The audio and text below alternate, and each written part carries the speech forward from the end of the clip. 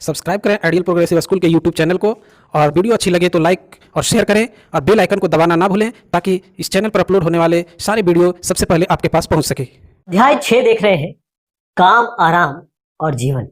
हम चर्चा कर रहे थे मुंबई की और ये हमने देखा कि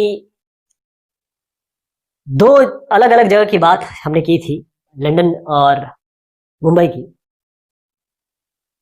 क्योंकि मुंबई में बहुत सारे लोग बस गए थे।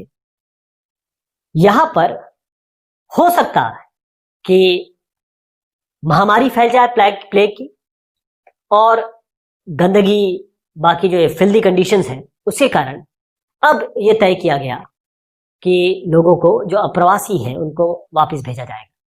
तो 30,000 लोगों को वापस भी भेज दिया गया। अब हम आवास और पड़ोस की बात करेंगे तो मुंबई एक बड़ा भीड़ भाड़ वाला, यानी कि पॉपुलेशन डेंसिटी वहां उस समय भी बहुत थी जिस समय की हम चर्चा कर रहे हैं। अगर मैं आपको अंतर बताऊं तो लंदन का अगर एक एरिया, एक आदमी के पास एरिया था 155 वर्ग गज, बंबई में एक आदमी के पास था केवल 9.5। लंदन के अगर 1872 की बात करूं मैं तो 8 आदमी एक मकान में रहते थे, जबकि मुंबई में एक ही कमरे में 20 आदमी रहते थे। क्योंकि शुरू से मुंबई किसी योजना या कहें किसी एक प्लानिंग के अनुसार तो नहीं बना था। मकानों के बीच में बाग बगीचे थे। फोर्ट एरिया के बारे में अगर मैं बताऊं, फोर्ट एरिया जो मुंबई के आसपास 1800 की बात बता रहा हूं। फोर्ट एरिया ये शहर का बिल्कुल सेंटर केंद्र था, सेंटर बिंदु कह सकते हैं इसको। तो दो हिस्सों में आप बांट सकते हैं। एक हिस्से में नेटिव रहते थे, नेटिव मतलब हम लोग हिंदुस्तानी, और एक जो हिस्सा था उसमें गोरे रहते थे, यानी कि यूरोपियन। ये आगे बढ़ता रहा, हर जैसे उपनगर सबब के बारे में बात बताई आपको कि ये बढ़ता रहा। जैसे ये बढ़ा, क्योंकि जो नियोजन था वो तो था नहीं, तो 1850 के दशक में बहुत जबरदस्त रहने की और पानी की, जल की ये समस्या यहां पर बढ़ गई। क्योंकि कपड़े के मिल भी काफी यहां पर आगे थे, तो लोग कैसे रहेंगे, आवास के लिए बड़ी दिक्कत पैदा हुई। ये एक चित्र है जिसमें बंबई, उस समय बंबई कहा जाता था, और ये चौक से बहुत सारी पालकियां गुजर रही उस समय, 1826 का चित्र है। तो जो अमीर लोग थे, अमीर पारसी मुसलमान और जो ऊंची जाति के लोग थे, बड़े बड़े बंगलों, बड़े लंबे चौड़े बंगलों में रहते थे। लेकिन अगर देखें 70% जो जनसंख्या थी वो कहाँ रहती थी, वो चॉल्स में रहती थी, चालों में रहती थी। चॉल कहते हैं इसको। मजदूर पैदल जाते थे, तो जो मिल के आसपास मजदूर गिरन गांव नामक, ये मिल गांव कहते हैं इसको, वहां पर रहते थे। तो मुंबई की चौल बहुमंजिला इमारतें होती थी। पहले मैं आपको ये बहुमंजिला इमारत दिखा दूं जिससे आप समझ पाए कि हम किस जगह की बात कर रहे हैं। यहां पर आप देखेंगे कि ये इस तरीके से चौल होती थी और ये कमरे होते थे, और यहां पर लोगों को ये कमरे दिए जाते थे। तो इसे हम चौल कहेंगे। यही चौल है, आज भी आपको वहां चौल मिलेगी। तो ये जो 4 मंजिला इमारतें आपने देखी, इसमें नेटिव रहते थे, हिंदुस्तानी रहते थे। लंदन की जब हमने बात की थी, वहां हमने टेनेमेंट्स की बात की थी, वहां पर लोग रहते थे। वो भी निजी संपत्ति होती थी, यानी कि प्राइवेट हाथों में होती थी। और जैसे व्यापारी है, महाजन है, और जो भवन निर्माण करते हैं ठेकेदार, वो इसको बनाते थे और फिर वो इनको किराए पे देते थे। और आपने देखा एक लंबी कतार में ये कमरे चले आ रहे हैं, और शौचालय, बाथरूम, टॉयलेट सबका कॉमन होता था। एक टेनेमेंट में हमने जैसे देखा कई परिवार एक साथ रहते थे, लेकिन यहां बात अलग थी। हर कमरे में मुंबई में 4 से 5 लोग रहते थे, और आसपास जैसे, क्योंकि कमरा भी उनको चाहिए, पैसे भी ज्यादा थे, तो रिश्तेदार, बिरादरी वाले एक साथ लोग मिलके रहते थे। और साथ में गटर भी है, नालियां भी है, भैंसों के तबेली भी है। और सबसे बड़ी बात, अगर आप इसको थोड़ा चिंता करें इस पे, कि जो मौसम है, क्योंकि समुद्री कोस्ट है तो हमेशा ह्यूमिड रहता है, उसमें पानी, आर्द्रता रहती है। लेकिन इस समय भी ये लोग ऐसे ही रहते थे यहाँ पे, खिड़कियां वगैरह बंद करके। अब जगह तो थी नहीं, अब जगह नहीं है तो क्या किया जाएगा। जो ये इलाका है, ये जो जगह है, यहीं पे सारे काम होते थे। यहाँ पर बाजीगर भी आ रहे हैं, मदारी भी करतब दिखा रहे हैं। एक कड़क लक्ष्मी की बात हुई है यहाँ पर, कड़क लक्ष्मी जो कोड़े अपने आप पर बरसाती है, जो थोड़े से पैसे के लिए। बाकी चौलों में डिस्कशन होता था, रोजगार, हड़ताल, दंगे। अब जहां भी खाली जगह मिलती थी, लोग शराब की दुकानें लगा लेते थे। अखाड़े, अखाड़े एक ऐसी जगह है जिसमें ये शब्द आएगा। अखाड़ा ऐसा शब्द होता है जहां पर लोग वर्जिश वगैरह के लिए जाते हैं। तो ये अखाड़ा वहां पर आसपास खुल जाता था।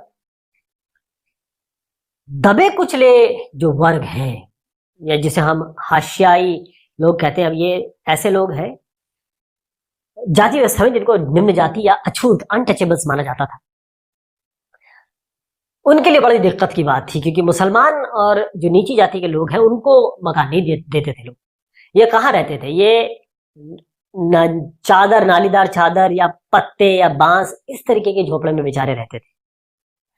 अब जैसे लंदन में क्या हुआ था, लंदन में जो नगर बनाने की योजना शुरू हुई थी कि हाँ भाई अब इसका प्रॉपर अरेंजमेंट करना पड़ेगा घरों का, वो किस लिए हुआ था? क्योंकि लोग बढ़ गए थे, कोई सामाजिक क्रांति ना हो जाए, लोग रेवोल्यूट ना कर दें, इसके कारण ये काम शुरू हुआ था। लेकिन ये मुंबई में ऐसा नहीं हुआ। यहाँ पर ये डर था कि इतने सारे लोग हैं, इतनी गंदगी, कहीं प्लेग ना फैल जाए, क्योंकि उसके आसपास की कहानी है कि प्लेग बाकी शहरों में फैल, लोगों ने देख चुके थे कितनी मृत्यु हुई। तो इसके लिए 1898 में city of Bombay improvement trust ये बनाया गया। अब इनको कहा कि अब आप मकान बना, ये घर बनाएंगे, लोगों को देंगे। तो इन्होंने 64,000 लोगों को हटाया, गरीब थे, और केवल 14,000 लोगों को दिया, केवल 14,000। उसके बाद 1918 में भाड़े, या जैसे कहीं आप घर लेंगे तो आपको उसका एक शुल्क देना पड़ता है, जिसे हम यहाँ भाड़ा, वहां पर मुंबई में भाड़ा कहा जाता था। तो इसके लिए कानून पारित किया गया, क्योंकि भाड़ा कोई बराबर नहीं था, बहुत कोई ज्यादा लेता था, कोई कम लेता था। लेकिन जैसे ही इस पे अंकुश लगाया गया, बाकायदा एक कानून पारित किया गया। इससे हुआ ये कि मकान मालिकों ने किराए पे मकान ही देना बंद कर दी, तो इससे मकानों की फिर से किल्लत पैदा हो गई। तो ये जब समस्या आ गई, तो अब क्या किया जा सकता है? जमीन तो है नहीं, जमीन तो उतनी ही है, लोग हैं ज्यादा। अगर आपको कोई भी डेवलपमेंट करना है, कोई भी नगर योजना लगानी है, तो उसके लिए आपको चाहिए जमीन, और जमीन आएगी लैंड रिक्लेमेशन से, यानी कि भूमि विकास परियोजनाओं से। तो मुंबई में जो भूमि विकास हुआ, यानी कि लैंड रिक्लेमेशन हुआ, जैसे मैंने आपको पहले बताया था कि 7 टापू यानी कि 7 आइलैंड्स थे। मुंबई कोई ऐसा शहर नहीं था जैसे आप देखते हैं। तो इसमें जो पहली परियोजना, या कहें कि पहला प्रोजेक्ट जो शुरू हुआ, वो 1784 में हुआ। इस समय बंबई के गवर्नर साहब थे विलियम हॉर्नबी। इन्होंने एक मतलब जो सी कोस्ट है, उसमें बड़ी जबरदस्त तट के पास दीवार बनाने की मंजूरी दी, जिससे जो निचले इलाके हैं वो पानी की चपेट में ना आए। और फिर उसके बाद और परियोजनाएं चली, क्योंकि व्यवसाय भी फैल रहा था, जमीन की जरूरत थी, तो सरकारी और निजी कंपनियां दोनों इसमें आ गई लैंड रिक्लेमेशन के काम में। तो निजी कंपनियों ने क्या किया, क्योंकि वो भी जब जोखिम लेने को तैयार थी, जमीन तो सबको चाहिए। तो 1864 में मालाबार हिल से लेकर कोलाबा का जो आखिरी छोर है, उस तक के पश्चिमी तट को एक विकसित करने के लिए एक ठेका बैग बे रिक्लेमेशन कंपनी को मिला। ये इंपॉर्टेंट है, इसके लिए इसको समझना पड़ेगा, याद रखना पड़ेगा इसको। भूमि भी सपाट की जाती थी पहाड़ी इलाकों में, बहुत सारी, क्योंकि कंपनियां आई, लेकिन इतना काम था, इतना पैसा इसमें इन्वेस्टमेंट नहीं था। तो 1870 में बहुत सारी कंपनियां बंदी हो गई। लेकिन फिर भी इसके बावजूद 22 वर्ग किलोमीटर यानी कि 22 जो आप कहें किलोमीटर स्क्वायर एरिया का मुंबई हो चुका था, और बहुत सारा एरिया जो है वो समुद्री जमीन को हासिल, यानी ये जो समुद्र है, अगर ये आप जमीन क्लेम कर ले और यहां पर बना ले, तो ये आपके पास आ जाएगी, ये जमीन आ जाएगी। और बिल्कुल यही हुआ। ये मरीन ड्राइव आप देख रहे हैं, मुंबई जो जाता है मरीन ड्राइव जरूर जाता है। मुंबई की बात होती है तो मरीन ड्राइव की बात होती है। तो एक बॉम्बे पोर्ट ट्रस्ट, यहां पर एक परियोजना इन्होंने शुरू की, और इसमें 1914 से 1918 के बीच में इन्होंने यहाँ पर एक गहराई से ये खुदाई की। और इसमें जब एक सूखी गोदी बनाई और जो मिट्टी निकली वो यहाँ पर फैला दी। एक गोदी, जो गोदी को हम कहते हैं हार्बर, डॉकयार्ड, वहां से मिट्टी जो है यहाँ फैला दी। और ये जो फैला दी, ये 22 एकड़ का बालाड एस्टेट बनाया। और ये जो बालाड एस्टेट बना, यही मरीन ड्राइव है। ध्यान रखिएगा, 22 एकड़ मरीन ड्राइव, ये पहले इसका बालाड एस्टेट बना था, इसको थोड़ा याद रखिएगा। उसके बाद सपनों का शहर मुंबई। मुंबई से पहली चीज हमें समझ में आती है पिक्चरें, मूवीज, मूवी स्टार। तो फिल्म उद्योग, हम इंडस्ट्री की बात कर रहे हैं, क्योंकि शहर जब आता है तो लोग जब आते हैं तो काम के लिए आते हैं। और इसमें अगर उद्योग फिल्म का उद्योग है तो यहाँ पर इसको हम मायापुरी कहते हैं, इस शहर को, क्योंकि यहाँ पर एक सभी की जो भी आर्टिस्ट हैं, लोग हैं, वो आते हैं। और इस उद्योग के कारण भी यहां से शुरू हुआ और यहां पर आगे भी बढ़ा। तो बड़े अच्छे गीत बने। मैं एक आपको 1956 सीआईडी बड़ी फेमस पिक्चर थी, इसमें बॉम्बे शब्द का नाम आया है कि ऐ दिल है मुश्किल जीना यहाँ, जरा हट के जरा बच के, ये है बॉम्बे मेरी जान। बॉम्बे का नाम आया इसमें, यानी कि ये आपको गाना बताता है कि उस समय क्या चल रहा था। इसी तरीके से 1959 में एक और चीज दिखाई गई कि जिसका जूता उसी के सर, दिल है छोटा बड़ा शहर, अरे वाह तेरी बम्बई। उस समय क्या चल रहा था, इन गानों से आपको पता चलता है। खैर, ये एग्जामिनेशन या इसके लिए इंपॉर्टेंट नहीं, लेकिन जानना जरूरी है। जब पृष्ठभूमि आप समझेंगे, केवल अगर आप इस चैप्टर की 2-4 लाइनें अगर पढ़ लेंगे तो उससे काम नहीं चलेगा। आपको पूरा चैप्टर एक एक करके समझना पड़ेगा, तभी आपको गहराई में पता चलेगा कि कहां से क्या चीज आई। तो हरिश्चंद्र सखाराम भाटवाड़ेकर साहब ने 1896 में बंबई में जो हैंगिंग गार्डन है उसमें कुश्ती हो रही थी। उस कुश्ती के मुकाबले को कैमरे में उतारा और यही पहली चलचित्र थी, पहली चलचित्र यही थी। उसके बाद दादा साहब फाल्के साहब ने राजा हरिश्चंद्र 1913 में यह फिल्म बनाई और यहां से बस ये समझ लीजिए कि ये आगाज था। उसके बाद 1925 तक बंबई भारत की फिल्म राजधानी बन चुका था। बहुत सारी फिल्मों का यहाँ पर निर्माण होता था। अगर शब्दों में बताऊं आपको और आंकड़ों में बताऊं तो 1947 में 50 फिल्में बनी, जिसकी लागत थी 75.6 करोड़। और जो इस उद्योग में काम कर रहे थे 1987 तक 5,20,000 लोग, इसीलिए इसको उद्योग कहा जाता है, फिल्म इंडस्ट्री कहा जाता है। तो बहुत सारे लोग बाहर से आए, इन्होंने बहुत अच्छी यहाँ पर भूमिका अदा की। इस्मत चुगताई साहब हैं और सादत हसन मंटो, तो चुगताई साहब, इस्मत, इन्होंने ये काफी मशहूर कलाकार, लेखक, बहुत सारे लोग इसमें जुड़े। बकायदा मुंबई फिल्मों में दिखाया गया। और खासतौर पे जो पिक्चरें बनी, आपने देखा होगा, जैसे कई पिक्चरें बनी जिसमें मुंबई का अंडरवर्ल्ड, मुंबई की चौल, ये सब दिखाया जाता है, क्योंकि मुंबई में ये पिक्चरें बनती हैं मोस्टली। अब तो हर जगह पिक्चर बनती है। जैसे हमने कहा, मरीन ड्राइव को कैसे बनाया गया था? मरीन ड्राइव को बनाया गया था जमीन को रिक्लेम करके, यानी कि समुद्री जमीन को लेके। इसी तरीके से समुद्री जमीन को विकसित करके बनाया गया ये सिंगापुर मरीना आप देख रहे हैं। तो एशियाई जो देश थे, वो जैसे हमने वेस्टर्न कंट्रीज की बात की, वहां जैसा नियोजन हो रहा था, जिस तरीके से प्लानिंग हो रही थी, वैसा यहां नहीं हुआ। लेकिन बहुत सारे ऐसे एशियाई शहर हैं जहां पर ऐसा हुआ। सिंगापुर का एक आधुनिक बहुत शानदार शहर है, बहुत सारे टूरिस्ट यहाँ जाते हैं। तो ली कुआन येव साहब का सिंगापुर, आज जो हम सिंगापुर देखते हैं, बहुत सुंदर, कामयाब, अमीर, बिल्कुल प्लान्ड शहर है। कब बना ये, कैसे हुआ ये? क्योंकि 1965 में ये सिंगापुर एक बहुत इंपॉर्टेंट बंदरगाह था। बंदरगाह यानी कि शिप रुकते थे यहाँ पर, इंपोर्ट एक्सपोर्ट होता था।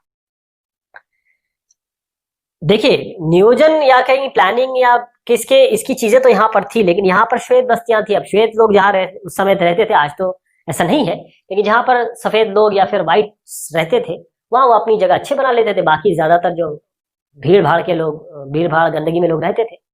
अब आए ली कुआन ये साहब 1965 में, पीपल्स एक्शन पार्टी, इसके जो नेता है वो आए और फिर उन्होंने कहा कि हम इसका चेहरा बदल डालेंगे। और वाकई में उन्होंने चेहरा बदल डाला। बाकायदा लोगों को मकान मिले और इसीलिए उनकी सरकार भी चली। तो इस तरीके से और साथ में एक चीज और समझिए कि जब मल्टी कल्चरल लोग रहते हैं, जैसे कनाडा की बात आप करें या यूनाइटेड स्टेट्स की बात करें या ऐसे देशों की बात करें, ऑस्ट्रेलिया की बात करें, तो वहां पर बहुत अलग अलग तरीके के लोग रहते हैं। चाइनीज भी मिलेंगे आपको, इंडियंस भी मिलेंगे, श्रीलंकन, ये इन लोगों के बीच में टकराव हो सकता है, गोरों में कालों में, इस तरीके से। लेकिन इसके लिए बड़ा बहुत बेहतरीन उन्होंने तरीका अपनाया, आपस में एक मेलजोल की भावना पैदा की, और ये एक सिंगापुर को सिंगापुर बनाने में इस चीज का बहुत बड़ा योगदान था। अब जब शहर बढ़ता है तो पर्यावरण के लिए चुनौती होती है। क्यों? कि जब शहर आपका बढ़ेगा, लोग बढ़ेंगे, तो जगह की जरूरत होगी, मकान की जरूरत होगी, कारखाना आपको लगाना है, तो आप क्या करेंगे? आपको जमीन चाहिए तो आप पेड़ काटेंगे, जंगल काटेंगे, और फिर उसके बाद कचरा भी होगा, गंदगी भी होगी। तो ये शहर के जो बाशिंदे हैं, लोग हैं, उनको इसमें जीना पड़ता है। मैं एक इंग्लैंड की तरफ दोबारा जाऊंगा। यहाँ पर 19वीं शताब्दी में जब घरों में और कारखानों में कोयला जब बहुत उपयोग हो रहा था, तो बहुत सारी समस्याएं पैदा हुई। लीड्स, ब्रेडफोर्ड और मैनचेस्टर, यहाँ पर बेहिसाब चिमनियां थी। चिमनियां मतलब होता है जहां से धुआं बाहर निकलता है। तो आसमान एक तरीके से काला हो गया, पेड़ पौधे काले हो गए, और फिर उसके बाद लोगों को बीमारियां इस तरीके से हुई, और कई लोगों ने इस पे बात भी कही। और जब लोगों ने साफ हवा के लिए एक मुहिम, क्योंकि अब तो हवा चाहिए, क्योंकि सब कुछ काला हो रहा था, लोगों को समझ में आने लगा था कि देखिए कि शहरीकरण का मतलब या उद्योगों को लगाने का मतलब ये नहीं है कि हम अपनी जिंदगी से हाथ धोएं। तो इसके लिए कानूनी रास्ते अपनाए गए। ये एक चित्र मैं आपको दिखाना चाहूंगा। ये लंदन का धुआं युक्त कोहरा, और बहुत साफ साफ जो कोयले से निकला हुआ धुआं है यहाँ देखा जा सकता है इस चित्र में। तो कानूनी रास्ते अख्तियार करने की कोशिश की गई, लेकिन ये आसान नहीं था, क्योंकि जो कारखाने और भाप की मशीनों के जो मालिक हैं, वो इस को सुधार करने में या अपनी मशीनों को सुधार करने में या ये किसी तरीके से फिल्ट्रेशन करने के लिए ये लोग तैयार नहीं थे, और उन्होंने ऐसा किया नहीं। तो 1847 और 1853 धुआं नियंत्रण कानून बनाया गया था, लेकिन ये कामयाब नहीं हुआ। कलकत्ता की बात करते हैं, अपने देश वापस लौटते हैं। वायु प्रदूषण यहाँ बहुत पुराना इतिहास है। 12 महीने यहाँ पर लोग जो सांस लेते हैं, वो ऐसी हवा में धूल से भरी हुई और पोल्यूशन से भरी हुई, क्योंकि कलकत्ता जो है वो दलदली जमीन पर बसा था, इसलिए यहाँ पर कोहरा होता है। और जब धुआं, मतलब जैसे चिमनियों से धुआं निकला और वो कोहरे के साथ मिल गया, तो वो धुंध बना देता है, जिसे हम स्मॉग कहते हैं। स्मोक और फॉग को मिला के स्मॉग बनता है। काफी लोग फिर गोबर के उपले उस समय चलते थे, लकड़ियों के ईंधन पे लोग आश्रित रहते थे, तो यह स्मॉग की बड़ी दिक्कत हुई। अब जो औपनिवेशिक अधिकारी है, उन्होंने देखा इस चीज को, दुर्गंध हो रही है, ये चीजें हो रही हैं, तो उन्होंने इस चीज को क्लियर करने के लिए अपना इरादा बनाया। तो 1855 में शुरू हुई जो रेलवे लाइन है, उसने तो एक और खतरनाक, एक और तत्व सामने दे दिया, प्रदूषक तत्व, रानीगंज से आने वाला कोयला, क्योंकि इस कोयले में राख ज्यादा निकलती थी। अब क्या इसके लिए किया जाए? कलकत्ता भारत का पहला शहर था। आप देखिए फायदा हुआ। 1863 में धुआं निरोधक कानून यहां पारित किया गया, इसको याद रखना पड़ेगा आपको। 1863 में कलकत्ता ऐसा भारत का शहर था जहां धुआं निरोधक कानून पारित किया गया। इसी तरीके से और भी चलता रहा। हवा में कालिक भरी रहती थी और फिर रहना थोड़ा मुश्किल था। कई लोगों ने इस पे चर्चा की। तो Bengal smoke nuisance commission, Bengal धुआं निरोधक आयोग, इन्होंने बहुत हद तक इसमें सफलता पाई कि औद्योगिक या उद्योग से जो धुआं निकल रहा है उस पर काबू पाया जा सके। लेकिन फिर भी जो घर से निकल रहा था उस धुआं वगैरह, उसमें तो दिक्कत थी। निष्कर्ष ये था कि जो शहर है वो लोगों को अपनी तरफ खींचते हैं चुंबक की तरह। लोगों को यहाँ बहुत सारे नए आयाम मिलते हैं, अपने आप को जीविकोपार्जन के लिए बहुत सारे संसाधन मिलते हैं। लेकिन जैसे देवताओं ने भी देखा, देवताओं को बहुत अच्छा लगा, खूब खुश हुए, जैसे हमने देखा था कि जो रे साहब ने लिखा था। लेकिन हर शहर और हर जो जगह है जहां अच्छाइयां होती हैं, वहां कुछ कमियां भी होती हैं। और शहर में रहने वाले लोग वो कुछ इस तरीके से थे, जैसे हमने चर्चा की इंग्लैंड में क्या हुआ, मुंबई में क्या हुआ। इस बीच हमने कहीं जाके सिंगापुर के भी बारे में बात कर ली और कलकत्ता के बारे में बात कर ली। ये बात हुई इस डिस्कशन की। बहुत शुक्रिया, बहुत मेहरबानी आप सभी की।